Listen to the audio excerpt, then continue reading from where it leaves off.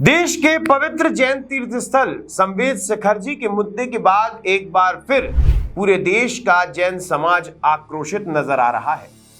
जैन समाज एक बार फिर अपने प्रतिष्ठानों पर ताला लगाकर अपने व्यापारों को बंद कर सड़कों पर नजर आ रहा है। जैन समाज के चेहरे पर आक्रोश साफ नजर आ रहा है। असल में क्या कारण है और किन अपनी मांगों को मनवाने के लिए जैन समाज इस बार सड़कों पर उतरा है, और असल में इन मांगों को मनवाने का क्या मुख्य कारण है जिसकी वजह से जैन समाज को एक बार फिर ये कदम उठाना पड़ा। नमस्कार, मैं आशुतोष भार्गव, आप देख रहे हैं आयुध। एक संत जो अपना घर त्याग देता है, जो अपना परिवार त्याग देता है, सारी धन दौलत त्याग देता है, यहां तक कि उसके शरीर पर लिपटे हुए, शरीर पर चढ़े हुए वस्त्रों को भी त्याग देता है, उसकी कर्नाटक में निर्मम हत्या कर दी जाती है।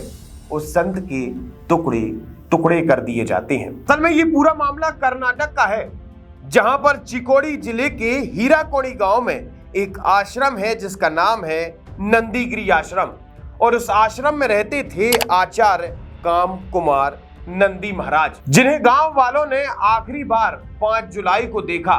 5 जुलाई की रात 10 बजे तक गांव वाले उनसे मुलाकात कर अपने घर लौटे थे, जिसके बाद 8 जुलाई को एक बोरवेल के गड्ढे के नजदीक उनका शव मिला, और शव ऐसा मिला कि उस शव के कई सारे टुकड़े कर दिए गए, जिसके बाद पूरे देश में जैन समाज आक्रोशित हुआ और अलग अलग स्थानों पर ज्ञापन सौंपना शुरू किया गया।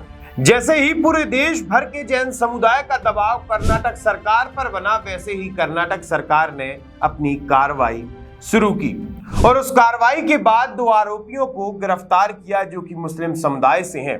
उन आरोपियों में से पहले आरोपी का नाम है हसन, तो वहीं दूसरे आरोपी का नाम है। जैन समाज सड़कों पर नजर आ रहा है।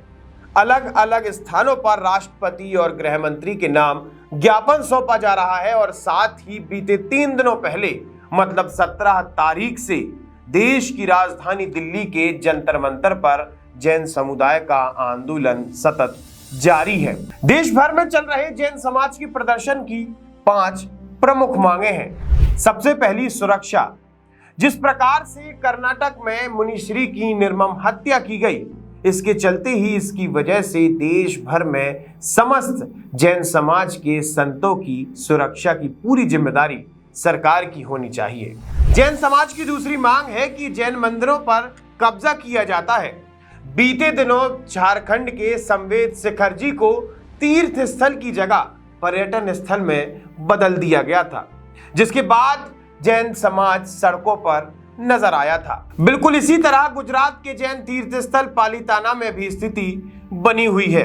पालीताना के ऊपरी भाग में मुस्लिम समुदाय द्वारा एक स्थान पर कब्जा किया गया है। उस स्थान पर मजहार बना दी गई है, जिसके चलते ही लोगों को कई सारी मुसीबतों का सामना करना पड़ रहा है, जिसके चलते ही जैन समुदाय के लोगों का यह कहना है कि धीरे धीरे कर लगातार यहाँ पर मुस्लिमों द्वारा कब्जा किया जा रहा है। इस बात को लेकर भी सरकार के सामने अपनी मांग को जैन समुदाय ने पहले भी रखा था। बिल्कुल इसी तरह मध्य प्रदेश के मालवा क्षेत्र से प्रसिद्ध जैन तीर्थ स्थल कामटगिरी का मामला भी सामने आता है, जहां पर बीते दिनों कलेक्टर द्वारा एक बाउंड्री वॉल बनाई जा रही थी, जिसका अच्छा खासा विरोध जैन समुदाय द्वारा किया गया। देश में 2011 की जनगणना के अनुसार 45 लाख जैन समुदाय की जनसंख्या है। अगर कुल मिलाकर आंकड़ों में देखा जाए तो पूरी देश की जनसंख्या का 4%। लेकिन जैन समुदाय का ये मानना है कि इस देश की जीडीपी में, इस देश की अर्थव्यवस्था में हम 4% लोगों का अहम हिस्सा है। तो वहीं अगर राजनीतिक तौर पर देखा जाए तो कर्नाटक के विधानसभा चुनाव के बाद, जब से कर्नाटक में कांग्रेस की सरकार बनी हुई है, तब से जैन मुनि सहित एक हिंदू वॉलेंटियर की निर्मम हत्या की गई है। लगातार इस प्रकार के मामले सामने आने शुरू हो चुके हैं। इस बारे में आपका क्या विचार है, आप हमें हमारे कमेंट बॉक्स में बता सकते हैं। आप हमारे साथ जुड़े रहिए, देखते रहिए आयुध। आप हमारे चैनल को सब्सक्राइब कर सकते हैं। हम फेसबुक, इंस्टा, यूट्यूब, ट्विटर हर जगह मौजूद हैं। आपका बहुत बहुत धन्यवाद।